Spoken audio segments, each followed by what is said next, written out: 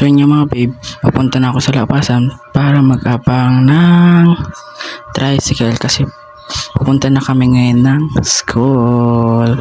So yun nga, nakasakay na ako ngayon ng tricycle. So hintayin ko na pupunta ng school. Bye mga ka-vibes. So wala kami ngayon teacher sa first period kaya sobrang ingay namin ngayon. So yun yung mga ka-vibes, magre-recess na muna ako ngayon. Bye! So yun nga pala guys, kaya nakikita nyo ngayon, nakaikot lahat ng bangko kasi may groupings kami. Pero kung napapansin nyo ngayon, mahina ang boses kasi pasta ko ngayon mga ka-vibes. So, by the way, pauwi na pala kami dyan. Kasama ko si Nicole, yung aking classmate. So yun yung mga ka-vibes, nakasakay na pala ko yan sa tricycle kasi pauwi na ako.